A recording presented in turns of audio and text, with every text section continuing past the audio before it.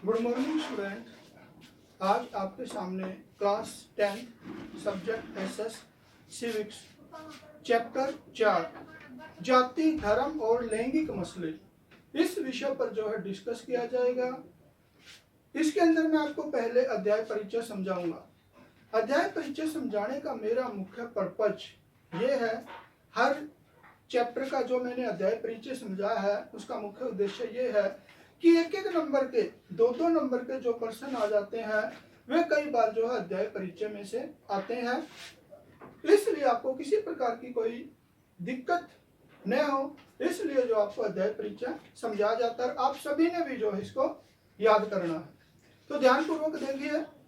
लैंगिक मसले स्त्री पुरुष की सामाजिक, आर्थिक और राजनीतिक गतिविधियां, यानी कि महिला और पुरुष की सामाजिक, आर्थिक और जो राजनीतिक क्रियाकलाप है उनसे संबंधित मसलों को या मामलों को जो है लैंगिक मसले कहा जाता है। लैंगिक अनुपात स्त्री प्रति 1000 पुरुषों के पीछे पाई जाने वाली स्त्रियों की संख्या, यानी 1000 पुरुषों के पीछे कितनी स्त्रियां पाई जाती है, कितनी महिलाएं पाई जाती हैं, इसके अनुपात को जो है लैंगिक अनुपात कहा जाता है। श्रम का लैंगिक विभाजन, यानी कि काम के बंटवारे का वह तरीका जिसमें घर के सारे काम परिवार की औरतें करती है, यानी कि काम का बंटवारा जो है लिंग के आधार पर जो किया जाता है उसे श्रम का लैंगिक विभाजन किया जाता है। जैसे घर का सारा काम जो है महिलाओं के द्वारा किया जाता है या उनकी देख रेख में घरेलू नौकरानियों से करवाती है, या महिलाएं जो है जो घरों के अंदर रहने वाले नौकर हैं, नौकरानियां हैं, उनसे जो है महिलाओं के द्वारा की करवाया जाता है घर का सारा कार्य। और बाहर के जो कार्य करते हैं वे जो है पुरुषों के द्वारा किए जाते हैं। नारीवाद औरत और मर्द के समान अधिकारों और अवसरों में विश्वास करने वाली महिला या पुरुष, यानी कि महिला और पुरुष के अंदर किसी प्रकार का कोई भेदभाव नहीं होना चाहिए। इसके अंतर्गत सभी को जो है बराबर के अधिकार मिलने चाहिए, सभी को जो है समान अवसर मिलने चाहिए। इस विचारधारा के अंदर विश्वास करने वाला चाहे कोई भी पुरुष है चाहे कोई भी महिला है, वो जो है नारीवादी कहलाता है। पितृप्रधान, इसका शाब्दिक अर्थ है पिता का शासन। पितृप्रधान का मतलब है कि पिता का शासन, परंतु इस पद का प्रयोग महिलाओं की तुलना में पुरुषों को अधिक महत्व, लेकिन इस पद का प्रयोग जो है या इस शब्द का जो प्रयोग है वो जो हम महिलाओं की तुलना में पुरुषों को ज्यादा महत्व देता है, अधिक शक्तिशाली उन्हें बनाता है, और इसके साथ साथ इसमें जो है पुरुषों को ज्यादा महत्व दिया जाता है। 2001 के बाल लिंग अनुपात की झलक, यानी 2001 के अंदर जो बाल लिंग अनुपात है, लड़के लड़कियों का अनुपात है, उसकी क्या झलक है।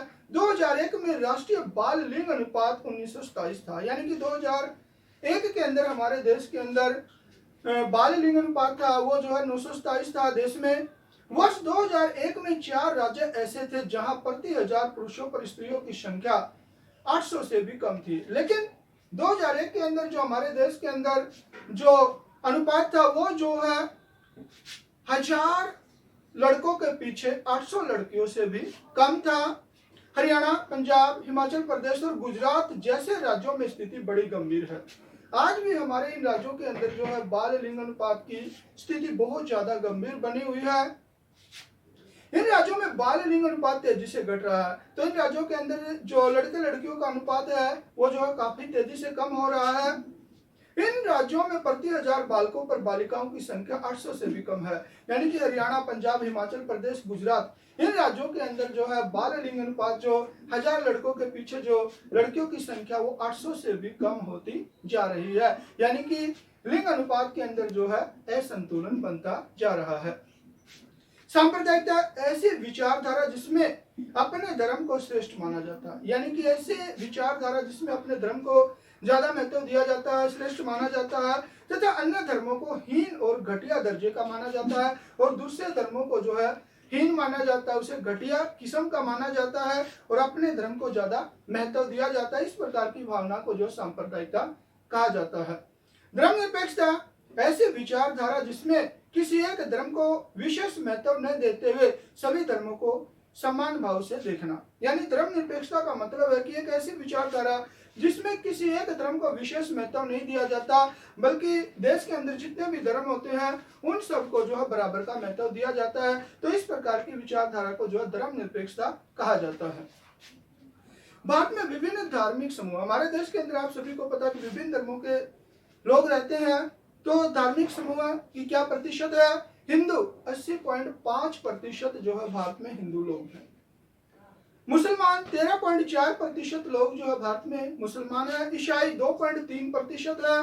सिख 1.9% है और बौद्ध 0.8%, जैन 0.4% और अन्य 0.6%। इस तरह यह विभिन्न धर्मों को मानने वाले लोग जो भारत के अंदर रहते हैं। पारिवारिक कानून, विवाह, तलाक, गोद लेना और उत्तराधिकार जैसे परिवार से जुड़े मामलों से संबंधित कानून हमारे देश में सभी धर्मों के लिए अलग अलग पारिवारिक कानून है। तो पारिवारिक कानून का मतलब यह है कि जिन कानूनों के तहत विवाह, तलाक या किसी को गोद लेना और उत्तराधिकारी संबंधी, यानी कि किसको उत्तराधिकार बनाया जाता, अपनी वारिस मतलब अपनी संपत्ति का किसको वारिस बनाया जाता, किसको उत्तराधिकार बनाया जाता है, जैसे परिवार से जुड़े मामले, इन सभी जो मैंने अभी बताए हैं चीजों से जुड़े हुए मामलों से संबंधित जो कानून होते हैं वे जो है पारिवारिक कानून के अंतर्गत आते हैं। और हमारे देश के अंदर जो है सभी धर्मों के अपने अलग अलग पारिवारिक कानून है। वर्ण व्यवस्था, जाति समूहों का पद्मानुक्रम, यानी कि जातियों का पद्मानुक्रम, यानी कि कौन सी जाति श्रेष्ठ है, उसके बाद कौन सी जाति आती है, उसके बाद कौन सी जाति आती है, जिसमें एक जाति के लोग केवल प्रत्येक हाल में सामाजिक पायदान में सबसे ऊपर रहेंगे। तो इस पद्मानुक्रम के अनुसार क्या है कि कोई समाज है उसके अंदर जो है एक विशेष जाति के लोग जो सबसे ऊपर रहेंगे और एक विशेष जाति के लोग जो सबसे नीचे रहेंगे, यानी कि हर हाल के अंदर जो है उस जाति के लोग सबसे ऊपर पायदान में रहेंगे। किसी एक जाति समूह के लोग क्रमागत रूप से उनमें सबसे ऊंचे हैं और किसी दूसरी जाति के जो है सबसे नीचे स्थान पर है। इस तरह जातियों का क्रम के अनुसार जो है बंटना वर्ण व्यवस्था कहलाता है। यह तो था आपका लेसन इंट्रोडक्शन। अब देखिए आपके अभ्यास के प्रश्न, जीवन के उन विभिन्न पहलुओं का जिक्र करें जिनमें भारत में स्त्रियों के साथ भेदभाव होता है। वे कौन सी परिस्थितियां हैं, वे कौन सी चीजें हैं जिनमें महिलाओं के साथ जो है भेदभाव किया जाता है, या वे कमजोर स्थिति में है, या उन परिस्थितियों के अंदर वे कमजोर स्थिति के अंदर पाई जाती हैं। भारत में महिलाओं के साथ निम्नलिखित क्षेत्रों में भेदभाव होता है या कमजोर स्थिति में पाई जाती हैं। नंबर 1, रोजगार। ऊंची तनख्वाह वाले और ऊंचे पदों पर महिलाओं की नियुक्ति करने से संकोच किया जाता है। भारत के अंदर जितने भी बड़े बड़े पद हैं उन पदों पर जो है महिलाओं को नियुक्त करने में संकोच किया जाता है, संदेह किया जाता है। ऐसे पदों पर महिलाओं की अपेक्षा पुरुषों को नियुक्त किया जाता है और इन बड़े बड़े पदों पर जो है महिलाओं की अपेक्षा हमेशा लगभग पुरुषों को ही नियुक्त किया जाता है। वेतन, भारत मजदूरी से संबंधित अधिनियम में कहा गया है, हमारे देश के अंदर जो मजदूरी से संबंधित अधिनियम है, कानून है, उसमें कहा गया है कि समान काम के लिए समान मजदूरी दी जाएगी। जो व्यक्ति चाहे महिला है पुरुष है समान काम करेंगे तो उसे जो समान मजदूरी दी जाएगी। लेकिन काम के प्रत्येक क्षेत्र जैसे सिनेमा, खेलकूद की दुनिया, यहाँ तक कि मजदूरी के मामले में भी महिलाओं के साथ भेदभाव किया जाता है। यानी कि पुरुषों को ज्यादा जो है तनख्वाह दी जाती है हर एक फील्ड के अंदर, महिलाओं को जो है कम तनख्वाह दी जाती है, अर्थात उन्हें कम मजदूरी दी जाती है। तो वेतन के रूप में भी जो है महिलाओं के साथ जो है भेदभाव किया जाता है। सामाजिक सम्मान, भारत में अनेक हिस्सों में माँ बाप को केवल लड़के की चाह होती है। जैसा कि आप जानते हैं किसी परिवार के अंदर दंपति को जब शिशु होता है तो सबसे पहले उनकी चाह जो है बेटे की ही होती है। वे लड़की को जन्म से पहले ही खत्म कर देते हैं। कई जगह पर तो ऐसा देखने के अंतर्गत है कि जन्म से पहले जो है लड़की को खत्म कर दिया जाता है। लोगों की घटिया मानसिकता के कारण लड़कियों को समाज में सम्मान नहीं मिल पाता। तो इस तरह की जो लोगों की घटिया मानसिकता है, यानी गर्भ के अंदर ही बच्चे को मरवा देना, लड़की को मरवा देना, इस प्रकार की मानसिकता है जिसकी वजह से जो है लड़कियों को लड़के जैसा मान सम्मान नहीं मिल पा रहा है। राजनीति के क्षेत्र भी महिलाओं के साथ भेदभाव होता है। राजनीति के क्षेत्र में भी जो है महिलाओं के साथ भेदभाव किया जाता है। भारत में कुल जनसंख्या का 50% महिलाएं हैं। जैसे कि आप जानते हैं कि भारत के अंदर कुल जनसंख्या महिलाओं की है, मतलब 50% जनसंख्या जो है महिलाओं की है, लेकिन संसद में उनका प्रतिनिधित्व केवल 8.3% ही है। लेकिन संसद के अंदर उनका जो प्रतिनिधित्व है वो बहुत ही कम मात्रा में है, 10% तक भी जो उनका प्रतिनिधित्व नहीं पहुंच पाया है। शिक्षा, महिलाओं के साथ शिक्षा के क्षेत्र में भी भेदभाव किया जाता है, तो महिलाओं के साथ शिक्षा के क्षेत्र में भी भेदभाव होता है। ग्रामीण क्षेत्रों में लड़कियों को पढ़ाने के लिए स्कूल नहीं भेजा जाता। ग्रामीण क्षेत्र के अंदर जो है लड़कियों को ज्यादा नहीं पढ़ाया जाता। गांव के अंदर जो स्कूल होते हैं जैसे 10वीं 12वीं तक इतना पढ़ा देते हैं, उसके बाद जो शहरों के अंदर लड़कियों को पढ़ाने के लिए नहीं भेजा जाता, जबकि लड़कों को पढ़ाने के लिए भेजा जाता है। सन 2001 के अनुसार महिलाओं की साक्षरता दर 65.46% है। तो अकॉर्डिंग टू 2001 यानी 2001 के अनुसार जो है महिलाओं की जो साक्षरता दर है 65.46 है, जबकि पुरुषों की साक्षरता दर 82.14% है। इस तरह साक्षरता के क्षेत्र में भी जो है महिलाओं के साथ भेदभाव किया जाता है।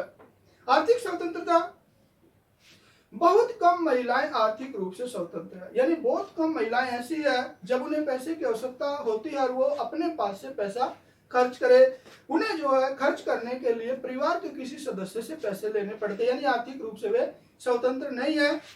उन्हें अपनी छोटी छोटी जरूरतों को पूरा करने के लिए पुरुषों से ही धन मांगना पड़ता है। अपनी छोटी छोटी जरूरतों को पूरा करने के लिए उन्हें जो है पुरुषों से पैसे लेने पड़ते हैं, जबकि महिलाओं को पुरुषों की अपेक्षा 1 घंटा अधिक काम करना पड़ता है। जबकि पुरुष जितना काम करते हैं उसकी अपेक्षा महिला 1 घंटा पुरुषों से ज्यादा काम करती है, लेकिन उनको घर में किए गए काम के पैसे नहीं मिलते। उनको जो घर के अंदर काम किया जाता है, पुरुषों से ज्यादा काम किया जाता है, उनकी जो है तनख्वाह नहीं मिलती है, पैसे नहीं मिलते हैं, इसलिए जो है वे आर्थिक रूप से स्वतंत्र नहीं है। नेक्स्ट देखिए, विभिन्न तरह की सांप्रदायिक राजनीति का ब्यौरा दे और सबके साथ एक एक उदाहरण भी दे। सांप्रदायिक राजनीति के 4 प्रमुख रूप है, यानी कि जो सांप्रदायिक राजनीति इसके 4 प्रमुख रूप बताए गए हैं, जिनका वर्णन इस प्रकार है। पहला, धार्मिक श्रेष्ठता का अंधविश्वास, यानी धर्म से संबंधित श्रेष्ठता का अंधविश्वास लोगों का।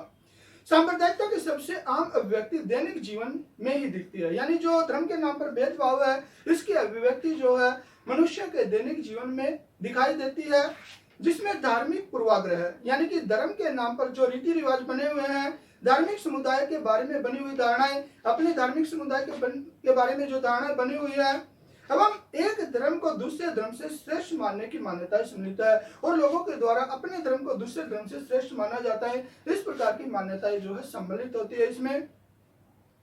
यह चीजें इतनी आम है कि अक्सर हम उन पर गौर नहीं करते। ये इतनी आम बन चुकी है कि सामान्य व्यक्ति इनके ऊपर जो है ज्यादा गौर नहीं करता है, जबकि ये हमारे भीतर ही बैठी है और ये भावनाएं हर व्यक्ति के भीतर बैठी हुई है। उत्तरी आयरलैंड के कैथोलिक तथा प्रोटेस्टेंट पंथ के अनुयायियों का टकराव इसी प्रकार की सांप्रदायिकता का ही एक उदाहरण है। तो आप सभी जानते हैं कि जो उत्तरी आयरलैंड के अंदर कैथोलिक और प्रोटेस्टेंट जो ईसाई धर्म के अंदर बटे, ईसाई धर्म की जो मतलब उप शाखाओं के अंदर ये बटे हुए हैं, ये अनुयायियों का टकराव, जो आपसी लड़ाई जो है सांप्रदायिकता की ही लड़ाई है। कैथोलिक मानते हैं कि हम श्रेष्ठ है, प्रोटेस्टेंट मानते हैं कि हम श्रेष्ठ है। जब तक इनका ये मसला चलता रहेगा उस टाइम तक ये धार्मिक प्रभाव वहां पर बने रहेंगे। नंबर 2, बहुसंख्यक वर्ग की सांप्रदायिकता। सांप्रदायिकता की सोच अक्सर अपने धार्मिक समुदाय का राजनीतिक प्रभुत्व स्थापित करने की होड़ में रहती है। तो जो सांप्रदायिकता यानी धर्म के नाम पर जो भेदभाव है की सोच, यानी धर्म के नाम पर जो भेदभाव की सोच है, अक्सर अपने धार्मिक समुदाय का, जो उसका धार्मिक समुदाय है उसका जो राजनीतिक प्रभुत्व स्थापित करने की होड़ में रहती है। तो वो धार्मिक संप्रदाय अपने राजनीति के ऊपर जो अपना प्रभुत्व स्थापित करने की कोशिश करता है। जो लोग बहुसंख्यक के होते हैं और जिन लोगों की ज्यादा जनसंख्या होती है उनका यह प्रयत्न बहुसंख्यकवाद का रूप ले लेता है। उनकी यह कोशिश जो है बहुसंख्यकवाद के रूप में सामने आती है। जो अल्पसंख्यक समुदाय के लोग होते हैं, जिनकी जनसंख्या कम होती है, जो अल्पसंख्यक समुदाय के लोग हैं, उनमें यह विश्वास अलग राजनीति की इकाई बनाने की इच्छा का रूप ले लेता है। जब उन्हें यह विश्वास हो जाता है कि जो बहुसंख्यक है वो हमारे साथ धर्म के नाम पर भेदभाव करते हैं, तो ये उन अल्पसंख्यक वे भी जो अपना धार्मिक समुदाय अलग से बना लेते हैं, यानी कि वे भी जो है उनसे अलग रास्ता अपना लेते हैं। श्रीलंका में सिंगली समुदाय इसका एक उदाहरण है। श्रीलंका के अंदर आप देखते हैं सिंगली और तमिल संप्रदाय के जो लोग हैं, सिंगलियों की ज्यादा जनसंख्या है। वे जो है तमिलों के ऊपर जो है मतलब प्रभुत्व स्थापित करना चाहते हैं।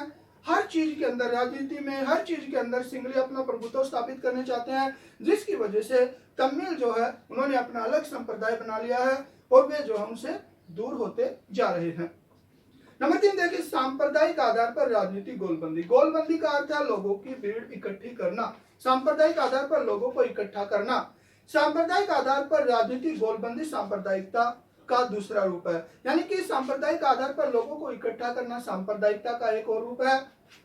इसमें धर्म के प्रतीकों यानी धर्म के क्या क्या चिन्ह हैं, धर्मगुरुओं यानी धर्मगुरुओं के द्वारा जो बताया जाता है, भावनात्मक अपील यानी धर्मगुरुओं के द्वारा लोगों के अंदर भावनात्मक अपील की जाती है, उनकी भावनाओं अपील के माध्यम से उनकी भावनाओं को भड़काया जाता है।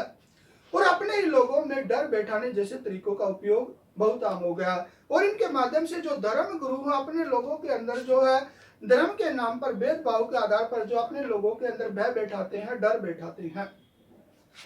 सांप्रदायिक हिंसा, अनेक बार सांप्रदायिकता सबसे गंदा रूप लेकर समुदाय के आधार पर दंगा, हिंसा और नरसंहार करवाती है। यानी सांप्रदायिकता के नाम पर अनेक बार झगड़े हो जाते हैं, जिसकी वजह से जो है दंगे फसाद होते हैं, हिंसा होती है, नरसंहार यानी कि रक्तपात होता है। विभाजन के समय भारत और पाकिस्तान में भयावह दंगे हुए। जब हमारा देश का विभाजन हुआ उस टाइम पर भी जो है सांप्रदायिकता के नाम पर बहुत दंगे हुए। स्वतंत्रता के बाद भी बड़े पैमाने पर सांप्रदायिक दंगे हुए और देश आजाद होने के बाद, उसके टुकड़े होने के बाद भी जो है सांप्रदायिकता के नाम पर दंगे फसाद हुए। नेक्स्ट देखिए, बताइए कि भारत में किस तरह जातिगत असमानताएं पाई जाती है। जैसा कि अभी बताया गया है कि हमारे देश के अंदर जाति पाति का सिस्टम खत्म कर दिया गया है, लेकिन इसके बाद भी जो है जातिगत असमानताएं जारी है। भारतीय संविधान में छुआछूत की समाप्ति के प्रावधान किए गए। हमारे देश के अंदर छुआछूत को समाप्त करने के उपाय किए गए हैं। सभी नागरिकों को समानता, स्वतंत्रता, शोषण से मुक्ति के अधिकार प्राप्त है। सभी व्यक्ति समान है, सभी व्यक्तियों को स्वतंत्रता है और किसी भी व्यक्ति का जो शोषण नहीं किया जा सकता। किंतु अभी भी समकालीन भारत में जाति व्यवस्था विदा नहीं हुई, लेकिन आज भी जो है आज के समय के अंदर भी भारत से जाति व्यवस्था पूर्ण रूप से खत्म नहीं हुई है। भारतीय समाज में निम्नलिखित रूपों में जाति व्यवस्था पाई जाती है। आज भी हमारे देश के अंदर जो है कुछ रूपों के अंदर जाति व्यवस्था देखने को मिलती है। नंबर 1, विवाह संबंध। आज भी ज्यादातर लोग अपनी जाति या कबीले में ही शादी करते हैं। तो जाति संबंधी व्यवस्था का सबसे बड़ा उदाहरण है कि आज भी भारत के अंदर ज्यादातर लोग अपनी जाति के अंदर ही जो है शादी करते हैं या अपने कबीले के अंदर ही शादी करते हैं। दूसरी जाति का, एक जाति का दूसरी जाति के अंदर जब शादी करता है तो इसे जो है मतलब अच्छा नहीं माना जाता। इसलिए जो आज भी भारत के अंदर ज्यादातर लोग जो अपनी जाति कबीले के अंदर शादी करते हैं। छुआछूत, संवैधानिक प्रावधानों के बावजूद छुआछूत की प्रथा अभी भी पूरी तरह समाप्त नहीं है। यानी कि हमारे संविधान के अंदर प्रावधान कर दिए हैं, आर्टिकल 17 के अकॉर्डिंग छुआछूत को खत्म कर दिया गया है, लेकिन इतना होने के बाद भी हमारे देश में ये छुआछूत की जो प्रथा है पूर्ण रूप से जो है समाप्त नहीं है। ये जो है कहीं कहीं पर देखने को मिलती है। आर्थिक क्षेत्र, जाति व्यवस्था के अंतर्गत कुछ समूहों को लाभ की स्थिति में और कुछ समूहों को दबाकर रखा गया। यानी कि कहना का मतलब यह है कि आर्थिक क्षेत्र के अंदर जाति व्यवस्था के अंदर कुछ समूहों को लाभ की स्थिति के अंदर रखा, शुरू से ही जो कुछ समूह को लाभ की स्थिति के अंदर रखा गया और कुछ समूहों को जो शुरू से ही जो है दबाकर रखने का प्रयास किया गया है। यह सब जाति पर आधारित है और ये सारी चीजें जो है जाति के ऊपर आधारित है। कुछ जातियों को शुरू से ही जो है आजादी है और कुछ जातियों को जो शुरू से ही दबाकर रखा गया है। इसका प्रभाव सदियों बाद आज भी देखने को नजर आता है। तो इसका प्रभाव जो है थोड़ा बहुत जो है आज भी जो है देखने को मिलता है। शिक्षा, जिन जातियों में पढ़ाई लिखाई का चलन पहले से ही मौजूद था, यानी कि शिक्षा के क्षेत्र के अंदर जिन जातियों का शिक्षा के अंदर जो पकड़ पहले से ही थी तथा उनकी शिक्षा पर पकड़ थी और शुरू से ही जो है उन जातियों की शिक्षा के ऊपर जो पकड़ थी, पहुंच थी, आधुनिक शिक्षा व्यवस्था में उन्हीं जातियों का बोलबाला है। आज भी जो है शिक्षा व्यवस्था के अंदर उन्हीं लोगों को जो प्रभुत्व है, बोलबाला है। जिन जातियों को पहले शिक्षा से वंचित रखा जाता था और जिन जातियों को पहले जो है एजुकेशन नहीं दी जाती थी, उनको पढ़ाया नहीं जाता था, उन्हें दूर रखा जाता था। उनके सदस्य अभी भी स्वाभाविक तौर पर पिछड़े हुए हैं। उन लोगों के समूह जो है आज भी पिछड़े हुए दिखाई देते हैं। तो बच्चों आज आपके सामने जो है कंप्लीट लेसन इंट्रोडक्शन 3 क्वेश्चन इसके समझा दिए गए हैं। ये सभी आपने कॉपी में भी लिखने हैं और याद भी करने हैं। बाकी के जो प्रश्न बचते हैं वे आपको नेक्स्ट वीडियो में समझाए जाएंगे। धन्यवाद।